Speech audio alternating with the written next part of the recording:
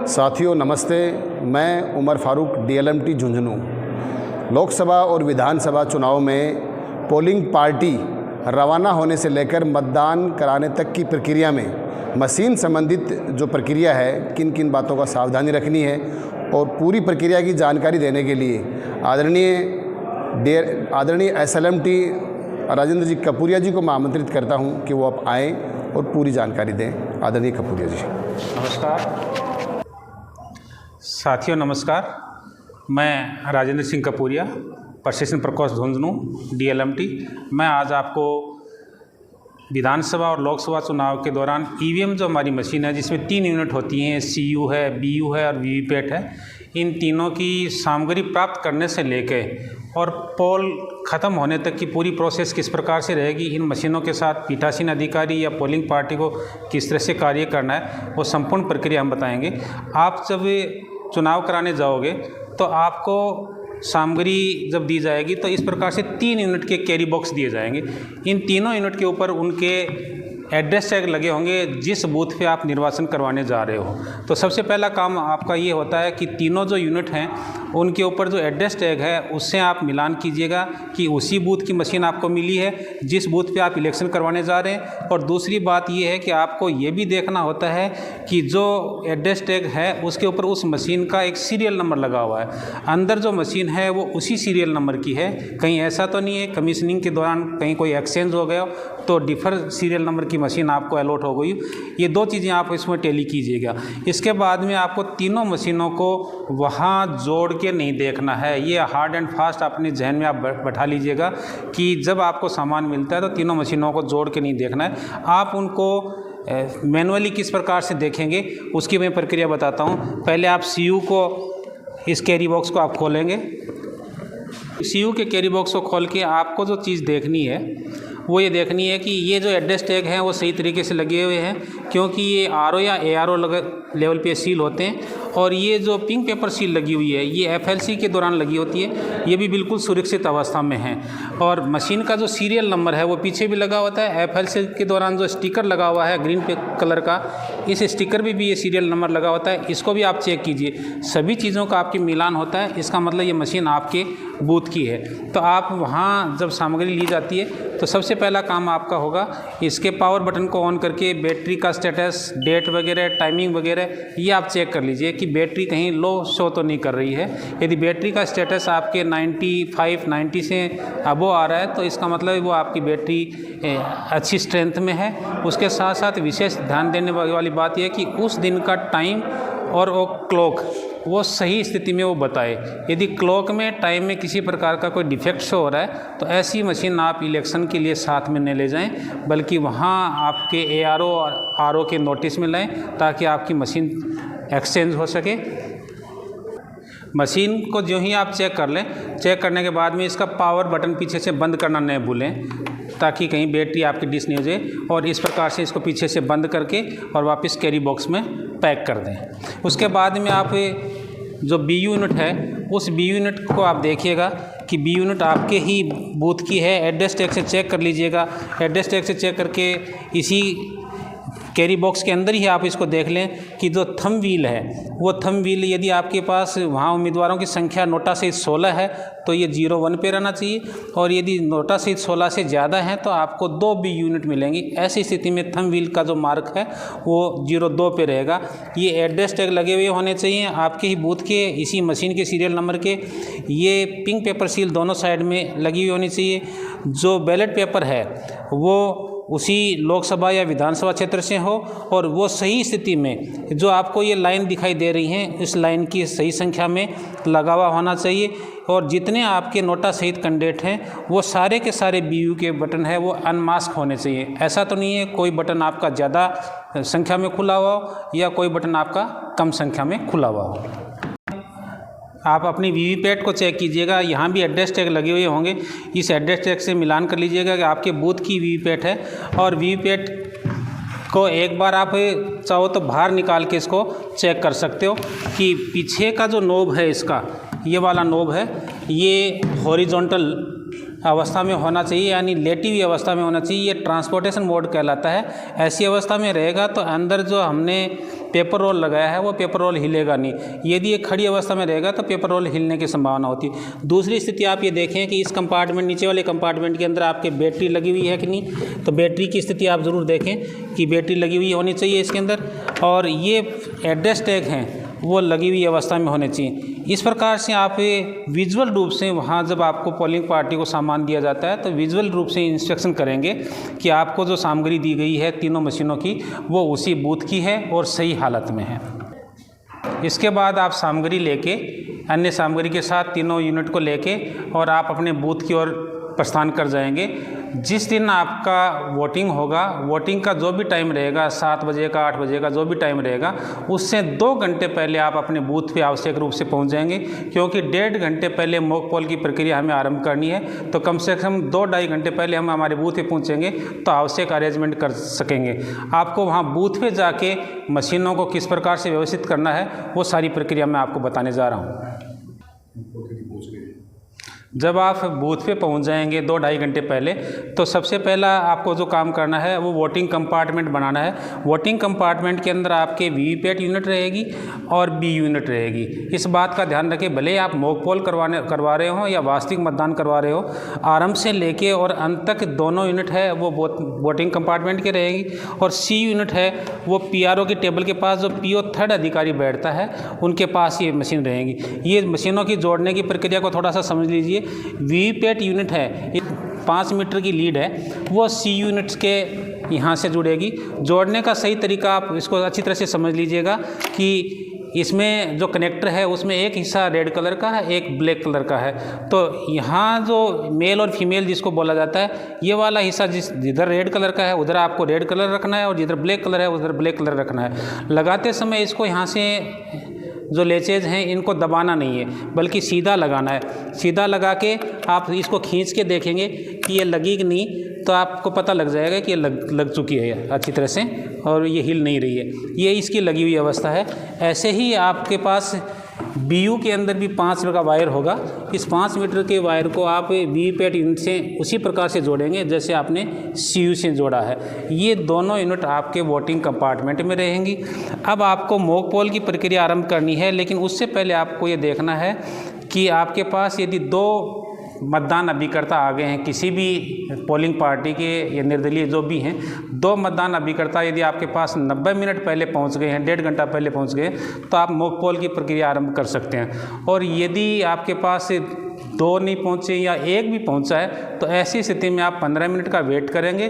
और तब तक भी यदि कोई नहीं आता है तो 15 मिनट के बाद, यानी मतदान की जो वास्तविक टाइम है उससे 75 मिनट पहले पोलिंग पार्टी को मॉक पोल की प्रक्रिया को संपादित करना है।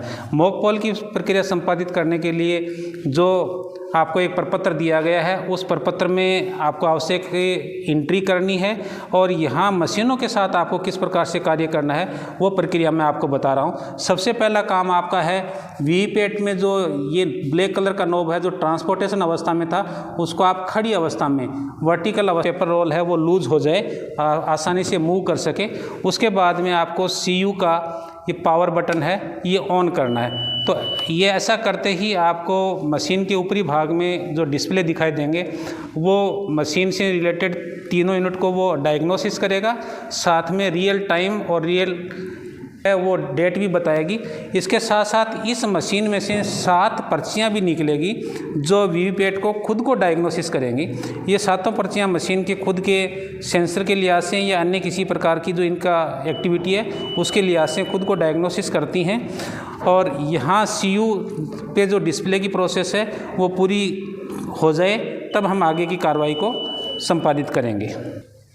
ईवीएम का अंतिम जो डिस्प्ले है वो ईवीएम रेडी का डिस्प्ले आता है। ऐसा डिस्प्ले आने के बाद में तीनों मशीन हैं वो वोट डालने के लिए अपने आप में प्रिपेयर हैं। अब हमें मॉक पोल के दौरान न्यूनतम 50 वोट देने हैं और हमारा प्रयास ये रहना चाहिए कि प्रत्येक अभ्यर्थी को समान वोट मिले। इसका उद्देश्य ये है कि जितने भी हमारे बीयू के अंदर बटन ऑन है नोटा सहित, वो समान संख्या में दबेंगे तो इससे ये पता चल जाता है कि समान रूप से फंक्शनिंग उन बटनों की हो रही है। यहाँ हमारे मशीन में नोटा सहित 16 बटन हैं, तो हम इसी हिसाब से एक एक कैंडिडेट को 4-4 वोट देंगे।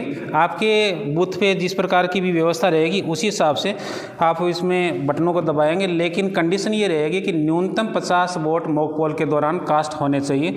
तो पीओ थर्ड द्वारा जो बैलेट बटन है उसको दबाया जाएगा। उसको दबाते ही यहाँ मशीन का जो बिजी लैंप है वो ऑन हो गया। उसके साथ ही बीयू का रेडी जो लैंप है वो भी ऑन हो गया है। और जिस कैंडिडेट को वोट देना है, हमारे पास पोलिंग एजेंट है तो उनको भी हम कहेंगे आप इच्छानुसार प्रत्येक को वोट देते जाएं, या पोलिंग एजेंट्स नहीं हैं तो पोलिंग पार्टी के जो भी व्यक्ति हैं वो सभी को समान संख्या में वोट देंगे। जैसे मैं यहाँ 1 नंबर को दबा के वोट दे रहा हूँ, उसको दबाने के दौरान ही वीवीपैट के अंदर है उस कैंडिडेट की पर्ची हमें 7 सेकंड तक ऐसे डिस्प्ले होगी। तो मतदाता को ये भी दिखाया जाएगा जहां मॉक पोल के दौरान कि आपने जिस बटन को दबाया है उसी को यहाँ मतदान मत है वो जारी हो रहा है। ये प्रक्रिया लगातार जारी रहेगी। साथ में बीप की आवाज़ आएगी। बीप की आवाज़ आने का मतलब होता है कि उस मतदाता ने जो वोट कास्ट किया है वो प्रक्रिया पूर्ण रूप से संपादित हो चुकी है। इस प्रकार से हम जितने बटन खुले हैं उनको समान संख्या में वोट देते हुए कुल 50 वोट यहाँ मशीन के अंदर मॉक पोल के दौरान डालेंगे। उन 50 वोटों की संख्या के बाद में हम मशीन की सीआरसी करेंगे। लेकिन सीआरसी की प्रक्रिया क्या रहेगी, उसके लिए हमें सबसे पहले क्या करना है कि मशीन का टोटल बटन दबा के ये देखा जाएगा कि मशीन में हमने 50 वोट डाल दिए हैं कि नहीं डाल दिए। ये हमें मशीन डिस्प्ले में बताएगी। टोटल बटन दबाने के बाद में हमारा अगला कार्य जो रहेगा वो मशीन में क्लोज बटन दबा के हमने जो वोट डाले हैं उसकी प्रक्रिया को बंद करना रहेगा। अब मशीन की हम सीआरसी करेंगे, लेकिन सीआरसी से पहले जितने भी मॉक पोल के दौरान वोट डाले गए हैं वो मॉक पोल के दौरान प्रत्येक अभ्यर्थी को कितनी कितनी संख्या में वोट डाले गए हैं वो हमने एक कागज़ पे लिखा भी है कि ए को इतने वोट, बी को इतने वोट, और वो एक्चुअल संख्या में मशीन के अंदर शो हो रहे हैं कि नहीं हो रहे हैं ये भी हमें पोलिंग एजेंट्स को दिखाना है। इसके लिए हम क्लोज का बटन दबाने के बाद में रिजल्ट का बटन दबाएंगे तो हमें प्रत्येक अभ्यर्थी को डाले गए मतों की संख्या दिखाई देगी। वो भी हम प्रमाण पत्र में नोट करेंगे। क्लोज बटन के बाद हम रिजल्ट चेक करने के लिए रिजल्ट का बटन दबाएंगे तो हमें प्रत्येक अभ्यर्थी को डाले गए मतों की संख्या है वो दिखाई देगी। ये आप देखिएगा। इस प्रकार से पहले पोल रिजल्ट के बारे में डेट, टाइमिंग वगैरह बताएगा और प्रत्येक कैंडिडेट को कितने कितने वोट डाले गए हैं वो यहाँ डिस्प्ले होगा। रिजल्ट के अंदर अंतिम नोटा तक अपने को इसके अंदर देखना है कि डिस्प्ले में किस प्रकार से वोटों की संख्या कैलकुलेट हो रही है। जो ही हमें नोटा सहित अंतिम अभ्यर्थी के वोटों की संख्या का पता चल जाता है तो सीयू के ऊपर डिस्प्ले में इस प्रकार का हमें मैसेज दिखाई देता है। एंड का मैसेज है। इसके बाद में एंड के बाद में हम क्लियर बटन को दबा के इसके अंदर डाले गए समस्त मतों को हम कैंसिल करेंगे। अब सारे के सारे वोट इसके अंदर जो हैं वो डिलीट हो रहे हैं और उसके साथ साथ हमें ये भी दिखाई देगा कि प्रत्येक अभ्यर्थी के वोटों की संख्या यहाँ 0 है। मशीन को क्लियर करने की स्थिति में जब तक अंतिम हमारा अभ्यर्थी है वहाँ तक उसके वोटों की संख्या क्लियर नहीं दिखाई देती, तब तक हम इसका वेट करेंगे। यहाँ देखिए 16वें नंबर का जो नोटा कैंडिडेट है उसके मतों की संख्या हमें 0 दिखाई दे रही है और अंत में द एंड का हमें डिस्प्ले दिखाई दे रहा है। जो ही एंड का डिस्प्ले हमें दिखाई दे जाए हम टोटल बटन दबा के एक बार चेक करेंगे कि मशीन में समस्त वोटों की डिलीटिंग हो गई है क्या, यानी कुल वोटों की संख्या यदि 0 है तो इसका मतलब हमारी मशीन है बिल्कुल जो हमने मॉक पोल में वोट डाले थे उनको क्लियर कर चुकी है। तो ये हमने टोटल का बटन दबाया है और मशीन में इस प्रकार का डिस्प्ले दिखाई देगा। ये बैटरी का स्टेटस दिखाई दे रहा है 99% और ये डेट और टाइम दिखाई दे रहा है इसके अंदर। ये बिल्कुल एक्चुअल होना चाहिए, इसमें किसी प्रकार का डिफरेंस यदि होता है तो आप अपने अधिकारियों के नोटिस में लाएं। यहाँ कैंडिडेट की संख्या 16 दिखाई दे रही है और मशीन के अंदर कुल वोटों की जो संख्या है वो आप देखिएगा 0 दिखाई जा रही है। इसका मतलब मशीन में जो डाले गए मत थे उनको सबको क्लियर कर दिया गया। अब हमारी मशीन सीलिंग के लिए रेडी है। अब मशीन को हम सीलिंग की प्रक्रिया करेंगे। सीलिंग की प्रक्रिया से पहले पावर बटन जो है सीयू का वो पीछे से बंद किया जाएगा। बंद करने के बाद में जो परिणाम खंड है ये इसका बाहरी भाग है, ये आंतरिक भाग है। इस आंतरिक भाग के स्लाइड को खोला जाता है और खोलकर इसके अंदर ये ग्रीन पेपर सील लगाई जाएगी। ग्रीन पेपर सील लगाने की प्रक्रिया को आप समझ लीजिएगा। मशीन के अंदर यहाँ येलो कलर के 2 बटन दिखाई दे रहे हैं, एक रिजल्ट है और एक प्रिंट है।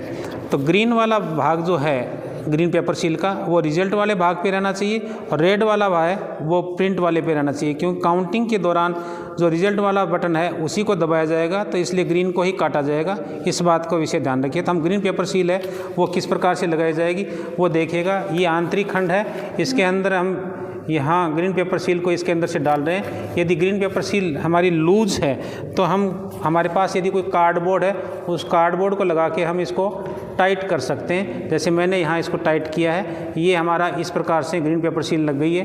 ग्रीन पेपर सील लग जाएगी तो इसकी दोनों लीफ हैं ये बाहर की ओर लटकी हुई अवस्था में रहनी चाहिए और इस अंदर वाले भाग को है इस प्रकार से हम बंद कर देंगे। ये जैसे मैंने बंद कर दिया है। बंद करने के बाद में यहाँ हम एड्रेस स्पेशल टैग लगाएंगे। स्पेशल टैग के ऊपर एक विशेष सीरियल नंबर बना होता है, इसके ऊपर पीठासीन अधिकारी बैक साइड में या आगे की साइड में हस्ताक्षर करेंगे और जितने भी पोलिंग एजेंट हैं वो भी इसके ऊपर हस्ताक्षर करेंगे। ये स्पेशल टैग है, ये यहाँ देखिए इसमें धातु का बना हुआ एक छेद है, इसमें से एक धागा निकाल के और आंतरिक खंड पे लगाया जाएगा। इसकी लगाने की प्रक्रिया आपने देख ली होगी। इसको मैं बांध रहा हूँ। स्पेशल टैग है ये मैंने यहाँ लगा दिया है। इसको आप चपड़ी से यहाँ सील किया जाएगा। सील करते समय ये ध्यान रखना है कि ये क्लोज के बटन पे या कहीं वो चपड़ी चिपक नहीं जाए, इसको बिल्कुल सावधानी से लगाना है। जब ये स्पेशल टैग यहाँ सील हो जाता है उसके बाद में हम इसका जो बाहरी भाग है जिसको परिणाम खंड का बाहरी भाग कहते हैं इसको बंद करते हैं। उस दौरान इस बात का ध्यान रखा जाता है ग्रीन पेपर सील के दोनों सिरे खुली अवस्था में बाहर होने चाहिए। इसको हम इस प्रकार से बंद कर देते हैं। बंद करने के बाद में यहाँ हमारे द्वारा इसका पर उस संसदीय विधानसभा क्षेत्र का नाम होगा और बीयू या सीयू जो भी यूनिट के हम सीलिंग कर रहे हैं उसकी क्रम संख्या होगी और मतदान केंद्र का नाम, मतदान केंद्र की क्रम संख्या और जिस दिन वोट डाले जा रहे हैं उस दिन की डेट होगी। इस प्रकार से हमारे द्वारा इस पे एड्रेस टैग लगा के चपड़ी से सील किया जाएगा। उसके बाद भी इस बात का ध्यान रखिएगा कि ग्रीन पेपर सील को भी आपस में एक दूसरे पे चिपकाना है। वो किस प्रकार से चिपकाया जाएगा वो देखिएगा कि ये ए वाला सिरा जो है इसके यहाँ गोंद लगा हुआ है, इसको उतार के यहाँ इसके ऊपर लगाया जाएगा और ए जहाँ चिपका है उसके ऊपर इसको बी को चिपका दिया जाएगा। तो ग्रीन पेपर सील पे जो क्रम संख्या है वो हमें ऊपर की ओर दिखाई देनी चाहिए। इस प्रकार से हमारी सी यूनिट है वो PRO लेवल पे सील हो चुकी है। अब हम इसके बाद में वीवीपैट के सीलिंग की प्रक्रिया करेंगे। वीवीपैट के सीलिंग की प्रक्रिया से पहले मॉक पोल के दौरान जो पर्चियाँ इस बॉक्स के अंदर है उन सभी पर्चियों को बाहर निकाला जाएगा। उसके अंदर मॉक पोल की जो पर्चियां हैं उन पर्चियों सहित 7 पर्चियां वो भी हैं जो मशीन ने डायग्नोसिस से बाहर निकाली हैं। इन पर्चियों को भी काउंट किया जाएगा अभ्यर्थीवार की प्रत्येक अभ्यर्थी को कौन कौन सी वोट की कितनी पर्चियां मिली हैं। इनको काउंट करने के पश्चात उससे टैली किया जाएगा कि हमने मशीन के अंदर प्रत्येक अभ्यर्थी को कितने कितने वोट दिए, क्या हमारा सीयू से बीयू से जो बटन दबाया है जो पर्चियाँ निकली है वो समान संख्या में है या उनमें किसी प्रकार का अंतर है। ये सारी बातें मॉक पोल के प्रमाण पत्र में लिखी जाएंगी। ये जो पर्चियाँ हैं वो हमें काले रंग का लिफाफा मिलेगा पोलिंग पार्टी को, उस काले रंग के लिफाफे के अंदर डाल के और जो हमारी पिंक पेपर सील है जो हमने सीयू या बीयू के ऊपर लगा रखी है, इस प्रकार की हमें एक सील मिलेगी। उस सील के द्वारा उस काले रंग के लिफाफे को सील किया जाएगा। सील करने के पश्चात वो प्रक्रिया अलग हो गई। इसके बाद में हमें वीवीपैट का ये स्लिप वाला बॉक्स है इसको सील करना है। इस पर 2 एड्रेस टैग लगेंगे। ये आपके समक्ष 2 एड्रेस टैग दिखाई दे रहे हैं। इन दोनों एड्रेस टैग को यहाँ बांधा जाएगा। इस प्रकार से इनको बांध के और वीवीपैट हमारी सील हो गई है। तो हमारी 2 मशीनें हैं जो PRO लेवल पे या पोलिंग पार्टी के द्वारा बूथ लेवल पे सील होगी। एक CU यूनिट है, दूसरी वीवीपैट यूनिट है। B यूनिट हमारी RO या ARO लेवल पे सीलिंग होके मिलती है। तीनों यूनिट हमारी सील हो गई हैं। अब हम वास्तविक मतदान के लिए रेडी हैं। अब जो हमारा वास्तविक मतदान का समय है उसी समय हम वापस यूनिट को चालू करेंगे। ऐसा नहीं है कि हमारे वास्तविक मतदान का समय 7 बजे का और हम 6:30 बजे ऑन करके बैठ जाएं, बाहर लाइन लगे। इस बात का ध्यान रखिएगा कि भले ही बाहर कितनी लाइन लग जाए, लेकिन जो हमारे मतदान का जो समय ईसीआई ने निर्धारित कर रखा है, उसी समय हम सबसे पहले इस यूनिट के ये जो काले वाला नॉब है इसको हम खड़ी अवस्था में करेंगे। उसके बाद में सीयू का पावर बटन ऑन करेंगे और हमारी मशीनें हैं वो वोट डालने के लिए रेडी हो गई हैं। जो ही मतदाता आता है वही प्रक्रिया रहेगी। पहले मतदान अधिकारी से लेकर दूसरे मतदान, दूसरे से तीसरे और तीसरे के पास जब आएगा तो उसके द्वारा बैलेट दबा के उसको मत देने के लिए वोटिंग कंपार्टमेंट में भेजा जाएगा। ये प्रक्रिया इस प्रकार से पूरे दिन भर चलती रहेगी। पूरा दिन जब कंप्लीट हो जाए, ईसीआई द्वारा निर्धारित समय तक वो हमारे वोट डल जाएं, उसके बाद में हमें मशीनों की वापस सीलिंग करनी है। सीलिंग करने के लिए वही प्रक्रिया है, हमें सीयू का पावर बटन है वो बंद करना है और वीवीपैट का ये नॉब है इसको भी वापस बंद करना है और इन तीनों को वापस अपने अपनी कैरिंग बॉक्स में डालकर वापस एड्रेस टैग लगाकर इनको सील करना है। इस प्रकार से हमारी तीनों मशीनों की सीलिंग हो गई। ये तीनों मशीनें हम सील करके और हमारी जो सामग्री डिस्ट्रिक्ट हेडक्वार्टर पे या ब्लॉक हेडक्वार्टर पे जहाँ भी जमा हो रही है वहाँ लाके हम अपने आरओ या एआरओ को ये सामग्री पूर्ण रूप से सील करके जमा करें। एक विशेष ध्यान देने वाली बात जो है कि जब आप मशीन का पीछे का पावर बटन बंद कर रहे हैं उससे पहले इस रबड़ वाले नॉब को यहाँ से हटा के और इसका क्लोज वाला बटन है वो बंद करना नहीं भूल जाएं। इसका क्लोज वाला बटन दबा के और उसके बाद ही पावर का बटन आप बंद करें ताकि काउंटिंग में किसी प्रकार की समस्या नहीं हो। ये हमारे मशीन द्वारा मतदान करने की पूरी प्रक्रिया थी। मैं आप सभी ने इस प्रक्रिया को अच्छी तरह से देखा होगा। मैं समझता हूँ कि आपके लिए उपयोगी रहेगी। धन्यवाद।